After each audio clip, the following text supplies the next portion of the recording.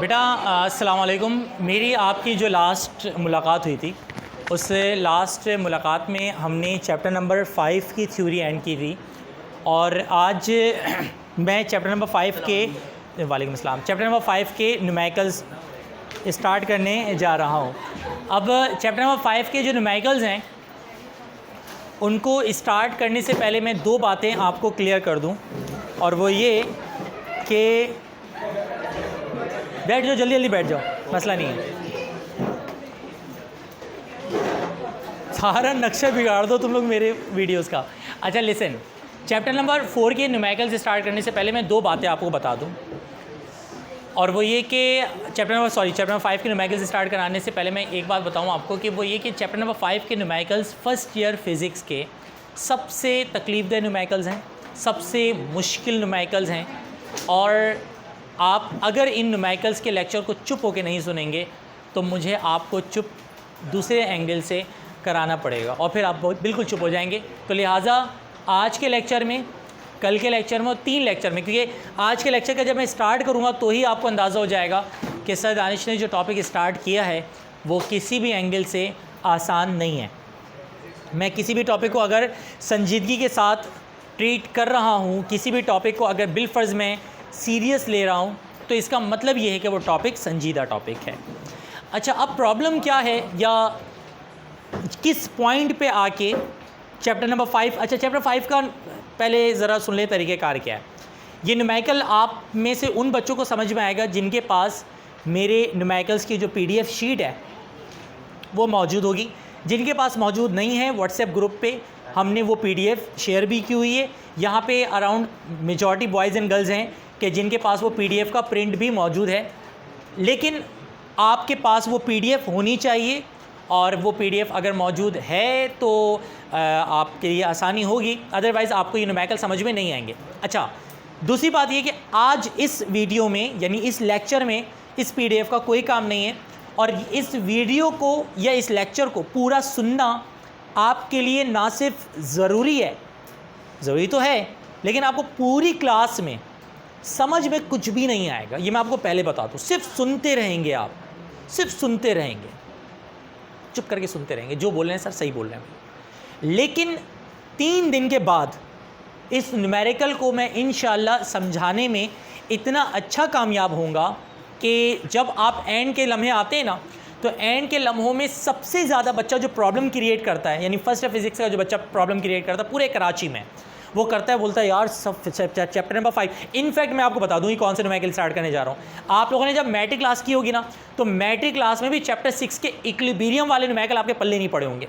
वो जो बिग के अजीब से न्यूमेरिकल हैं, बच्चे छोड़ देते हैं, अक्सर बेशतर तो टीचर छुड़वा देते हैं, बोलते हैं भाई रहने दो, ये न्यूमेरिकल समझ में नहीं आएंगे तुम लोगों को, और वो वहाँ पर आते भी नहीं हैं, मैट्रिक क्लास में न्यूमेरिकल आते भी नहीं हैं। लेकिन यहाँ पर हर साल आते हैं, और पेपर में पिछले भी 4-5 सालों में, पिछले साल तो पेपर हो नहीं पाया, लेकिन जब जब पेपर होता है ये वाला न्यूमेरिकल आता है। चैप्टर नंबर 5 के न्यूमेरिकल्स को स्टार्ट करते हैं जनाब अली। चैप्टर नंबर 5 में 2 अलग अलग तरह के न्यूमेरिकल्स हैं, 3 तरह के वैसे न्यूमेरिकल्स हैं। एक तो न्यूमेरिकल है एंगुलर मोमेंटम वाला, उसका लेक्चर मेरा बिल्कुल अलग होगा, ये लेक्चर नंबर 5.1 है, पहला लेक्चर है मेरा ये न्यूमेरिकल्स का। दूसरा, एक तो एंगुलर मोमेंटम वाला न्यूमेरिकल है, वो तो आसान है, वो करवा भी दूंगा मैं। एक न्यूमेरिकल होता है जिसमें रॉड होती है, और यूनिफॉर्म रॉड होती है या फिर रॉड होती है, और एक न्यूमेरिकल होता है जो सबसे इंपॉर्टेंट होता है, और वो होता है लैडर वाला। आप कहेंगे क्या मतलब? आप एक काम करें, शीट निकालें, शीट निकाल के आपको लाइन से 10 न्यूमेरिकल नज़र आ रहे होंगे। 10 के 10 न्यूमेरिकल में देखिएगा स्टार्टिंग, जिनके पास PDF नहीं है वो नोट्स निकाल सकते हैं चैप्टर 5 के नोट्स निकाल के सेकेंड लास्ट पेज पे चले जाओ, मेरे नोट्स निकालो, चैप्टर 5 के सेकंड लास्ट पेज पे चले जाओ। आप शुरू के 10 न्यूमेरिकल में देखें, एक ही लफ्ज़ लिखा हुआ होगा, a letter, the letter, uniform letter, letter letter letter letter. Check कर लें जाके। हर साल ये टॉपिक स्टार्ट, ये हर साल ये वाला सवाल आता है, हर साल आता है, और हमेशा पूछा जाता है। अब हम, ये तो मैंने इंट्रोडक्शन दे दिया आपको कि चैप्टर नंबर 5 का न्यूमेरिकल आपने करना कैसे। अब एक न्यूमेरिकल मैं कराऊंगा, बाकी न्यूमेरिकल आप करेंगे। किस तरह हम अपने लेक्चर को सम अप करेंगे, किस तरह हम अपने लेक्चर को कंप्लीट करेंगे, वो तो वक्त के साथ आपको समझ में आना शुरू हो जाएगा। बट आप इस दौरान जाके PDF शीट में या फिर अपने नोट्स में चैप्टर 5 के न्यूमेरिकल्स पे जाएं और वहाँ जाके आप दीदार कर सकते हैं कि लाइन से आपको 10 न्यूमेरिकल होंगे और 10 के 10 न्यूमेरिकल में एक ही बात होगी, लैडर। जाके चेक कर लो। देन हम अपने लेक्चर का बाकायदा क्या करते हैं, आगाज़ करते हैं। तमाम बच्चे इस दौरान इसे देख लें। चलें स्टूडेंट्स, वेलकम बैक। स्टूडेंट्स, तमाम के तमाम बच्चे सामने देखें।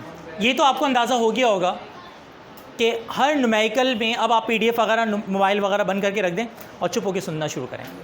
इस बात को तो आपको आइडिया हो गया होगा कि चैप्टर 5 के न्यूमेरिकल की पहचान ये कि एक टर्म यूज़ की जाएगी, क्या, ladder.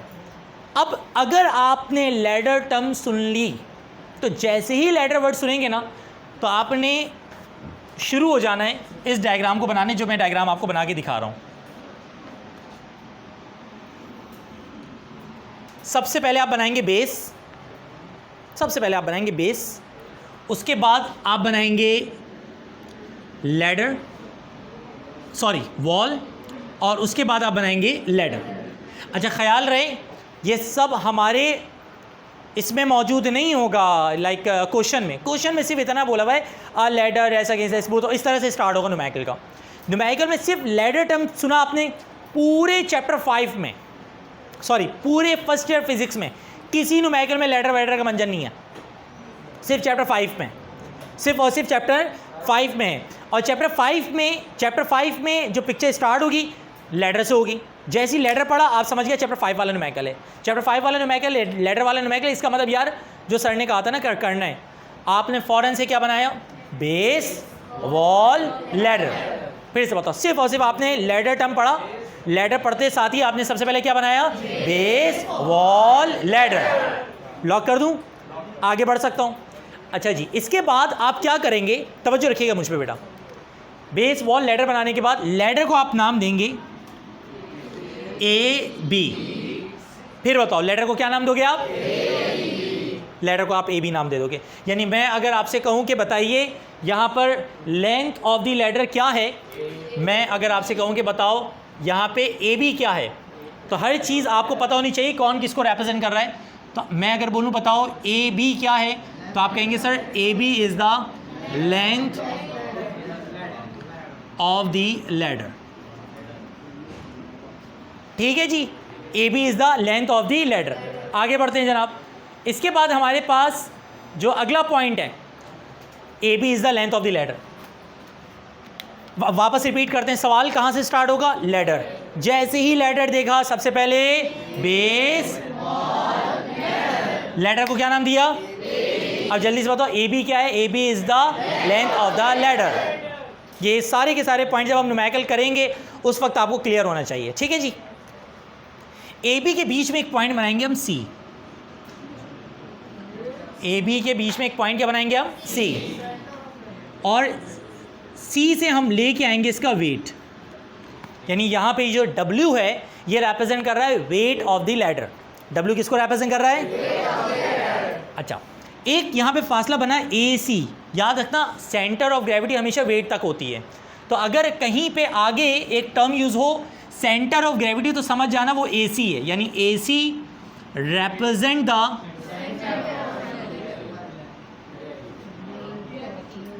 Centre of gravity of ladder. Actually ये मैं कर क्या रहा हूँ, ये मैं न्यूमेरिकल की आप लोगों के लिए बुनियाद बना रहा हूँ। मुझे 10 न्यूमेरिकल सॉल्व करवाने हैं और वो 10 न्यूमेरिकल जब मैं करवा रहा हूँगा, अक्सर बेशक न्यूमेरिकल मुश्किल क्यों लगते हैं, जब आप पढ़ेंगे ना अपने सीनियर से पूछेंगे या फर्स्ट ईयर में एंड में जो लम्हे होते हैं बाकी दोस्त वगैरह होते हैं, वो कहेंगे यार चैप्टर 5 के न्यूमेरिकल समझ नहीं आ रहे। अब वो चैप्टर 5 के न्यूमेरिकल में मैंने जो उसके नोटिस किया वो ये कि बच्चे को पता ही नहीं होता हो क्या रहा है न्यूमेरिकल के अंदर। अब मैं जब न्यूमेरिकल करवा रहा हूँ तो आपको ऑलरेडी पता होगा कि यार सर ने AB अगर लिखा है तो AB का मतलब लेंथ ऑफ द लैडर है। ये सारी चीज़ें मैं आपको पहले से बता रहा हूँ। जब मैं न्यूमेरिकल कराऊंगा मैंने आपको पहले बताया कि इस लेक्चर में, इस वीडियो में, इस क्लास में आपको समझ में कुछ नहीं आना, सिर्फ और सिर्फ आपको प्यार मोहब्बत के साथ हजम करना है मामला। चलें स्टूडेंट्स आगे निकलें। अच्छा, अब मेरी बात सुनो, मैं मिटा नहीं रहा इसको, एक दफ़ा जल्दी से रिवाइज कर लो। मुझे एक बात बताओ, सवाल की पहचान क्या है? जैसे ही लैडर नाम सुना सबसे पहले, उसके बाद लैडर को क्या नाम देना है? AB इज़ द, बीच में पॉइंट, C से क्या? W is the AC is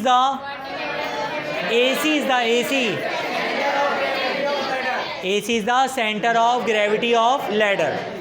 अच्छा जी, जो ये नीचे वाला पॉइंट है इसमें कितने कंपोनेंट्स बनेंगे? एक क्या होगा? एक क्या होगा? H.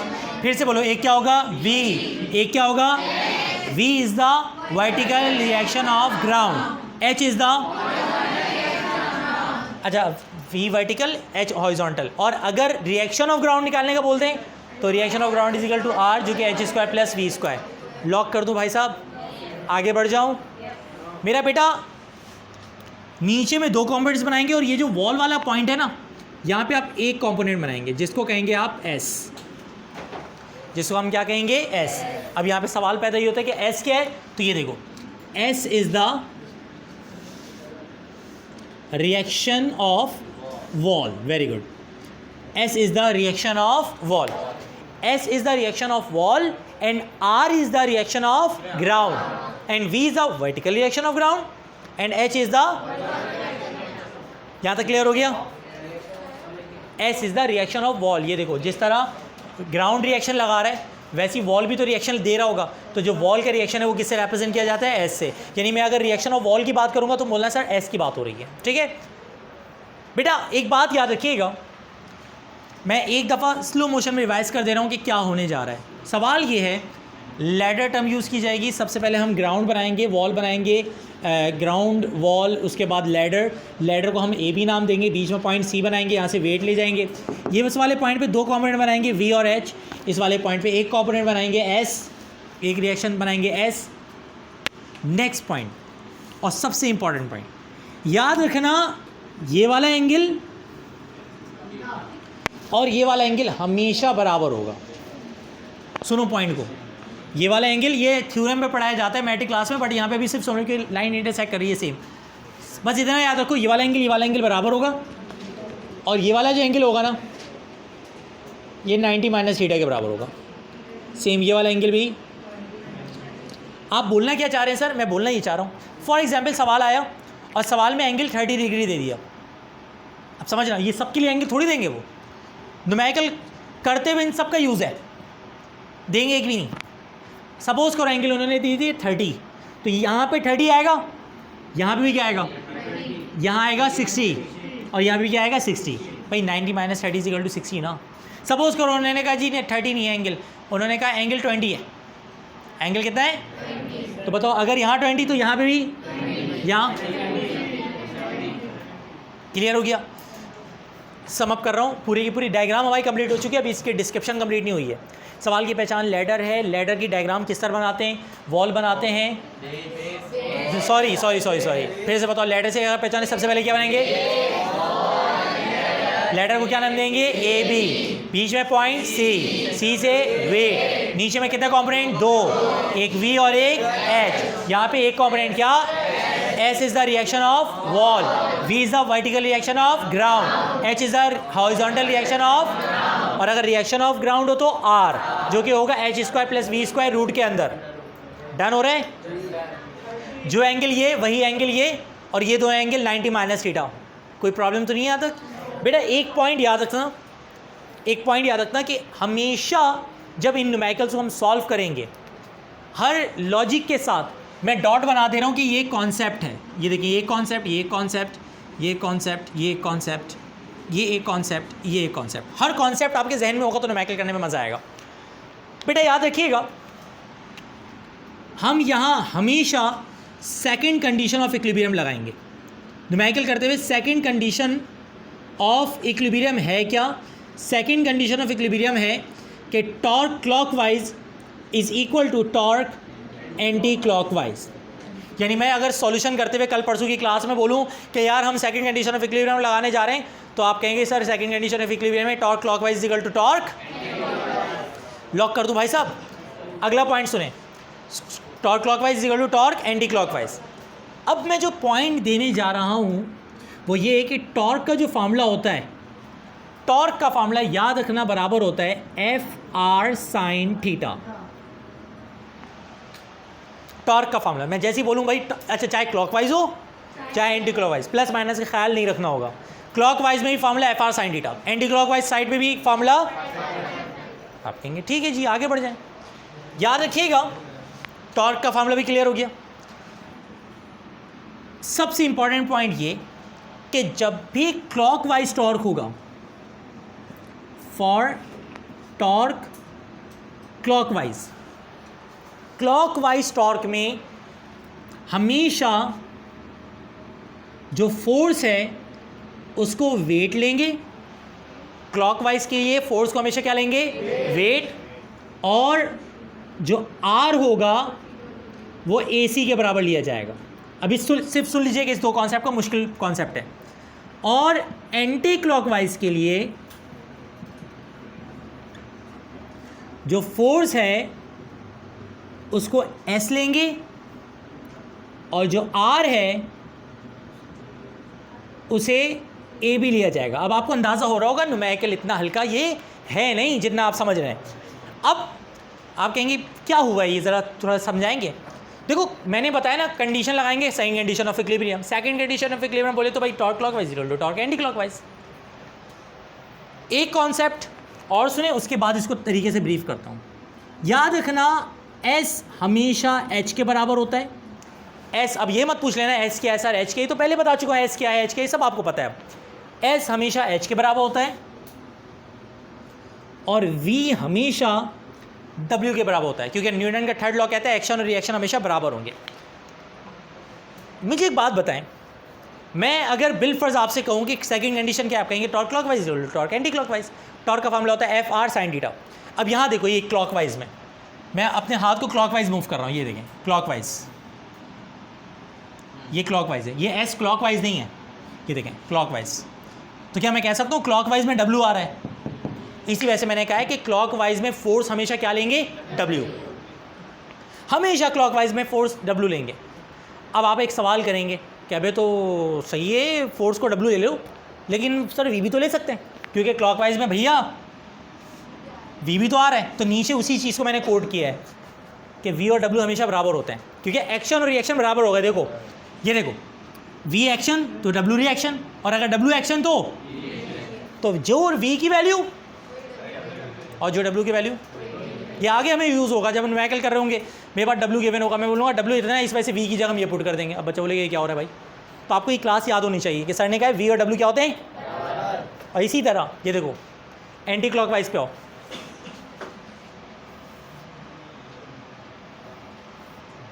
एंटी क्लॉकवाइज में कितने आ रहे हैं? दो, एक एस और एक, दोनों बराबर होते हैं। आप चाहो एस ले लो चाहे एच ले लो, मुझे एस पसंद, मैंने एस बोल दिया, एच मुझे मैं नहीं ले रहा, मेरी मर्जी, ठीक है जी। एंटी क्लॉकवाइज में एफ को हमेशा क्या लेंगे? एस, और आर हमेशा ए बी के बराबर लिया जाएगा, यहाँ आर ए सी के बराबर लिया जाएगा। इसको मैं न्यूमेरिकल कराते हुए ब्रीफ करूँगा, अभी सिर्फ हजम कर लो कि आर यहाँ ए सी के बराबर और यहाँ आर। दो तीन बातें और से पूछ रहा हूँ, मुझे जल्दी से बताओ कंडीशन हमेशा कौन सी लगाई जाएगी? सेकंड कंडीशन ऑफ इक्विलिब्रियम जो लगती है वो क्या होती है? Torque clockwise torque anti clockwise. चाहे क्लॉकवाइज हो चाहे एंटी क्लॉकवाइज हो, फार्मूला क्या लगेगा? अगर क्लॉकवाइज है तो एफ को क्या लोगे? और एंटी क्लॉकवाइज के लिए फिर से बताओ, क्लॉकवाइज के लिए एफ क्या होगा? एंटी क्लॉकवाइज के लिए, क्लॉकवाइज के लिए आर क्या होगा? और एंटी क्लॉकवाइज के लिए आर। पॉइंट क्लियर है यहाँ तक? बॉयज़ एंड गर्ल्स हमेशा इस कॉन्सेप्ट को अपने जहन में रखिएगा। आप सिर्फ सोचें इन न्यूमेरिकल को कराने से पहले कॉन्सेप्ट कितने सारे आ रहे हैं कि पूरे चैप्टर कंप्लीट हो जाना चाहिए, लेकिन कुछ न्यूमेरिकल को कराने के लिए इतने कॉन्सेप्ट दिए जा रहे हैं। ए बी हो गया, ए सी हो गया। याद रखना हमारे पास एक फार्मूला होता है S is equal to mu V. ये एस तो पता है आपको, वी भी पता है आपको। यहाँ पे जो म्यू होता है ना, ये कहलाता है कोएफिशिएंट ऑफ फ्रिक्शन। म्यू क्या कहलाता है? Coefficient of friction. भाइयों म्यू कहलाता है कोएफिशिएंट ऑफ फ्रिक्शन। और आखिरी पॉइंट ये कि अगर बिलफर्स, हर डॉट का मतलब एक कॉन्सेप्ट है, अगर बिलफर्स कहीं भी क्वेश्चन में यूनिफॉर्म लेटर बोल दें,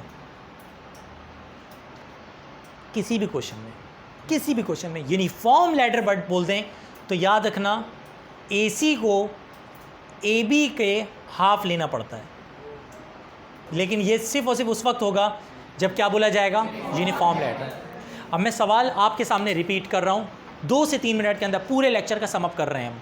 इस लेक्चर में मैंने पहले बता दिया था, इस लेक्चर में समझ में इतना कुछ खास नहीं आएगा। अभी सिर्फ और सिर्फ आप सस्पेंस के साथ देख रहे होंगे हो क्या रहा है। असल में जब कल मैं न्यूमेरिकल डिलीवर करूंगा तो आपको क्लियर होगा कि अच्छा तो इसके अंदर इतने सारे कॉन्सेप्ट यूज़ होते हैं, इस वजह से सर ने पहले ही हमें कॉन्सेप्ट बना दिए हैं। न्यूमेरिकल की पहचान क्या होगी? जैसे ही लैडर टर्म यूज़ होगा आपने डायग्राम बनानी है, बेस, वॉल, लैडर। लैडर को क्या नाम दोगे? A B. ए बी क्या है? बीच में पॉइंट। ए सी क्या है? सी से क्या आएगा? डब्ल्यू क्या है? अच्छा, उसके बाद नीचे वाला जो पॉइंट है उस पर कितने कंपोनेंट बनेंगे? V H. वी क्या है? Vertical component of ground. H क्या है? Horizontal component of ground. S क्या है? फिर एक एस बनाएंगे। एस क्या है? Reaction of wall. Clear? Angle जो यहाँ का वहाँ का ये कॉन्सेप्ट में दे चुका। कंडीशन कौन सी लगती है? Torque clockwise is equal to torque anti clockwise, यानी सेकंड कंडीशन। क्लॉकवाइज में हमेशा फोर्स क्या लिया जाता है? एंटी क्लॉकवाइज में क्लॉकवाइज के लिए आर क्या होता है? और एंटी क्लॉकवाइज के लिए हाँ, अगर यूनिफॉर्म लैडर वर्ड यूज़ कर लें तो ए सी को ए बी का क्या लेना पड़ता है? एस इज इक्वल टू क्या होता है? Mu V. S is equal to क्या होता है? Mu V. म्यू क्या है? Coefficient of friction. एक चीज़ और वो ये कि एस की वैल्यू हमेशा किसके बराबर होती है? और वी की वैल्यू हमेशा किसके बराबर होती है? यहाँ तक क्लियर हैं कुछ बातें? कल यानी हम अपने नेक्स्ट लेक्चर में अगला यानी न्यूमेरिकल पहला वाला करेंगे। पीडीएफ या तो लेके आइएगा, और अगर पीडीएफ मौजूद नहीं है तो कम से कम पिक्स लेके आइएगा ताकि आपको समझने में आसानी हो। इंशाल्लाह कल के लेक्चर में मुलाकात करेंगे। अल्लाह हाफिज़, फ़ी अमानिल्लाह, दुआ में याद रखिएगा।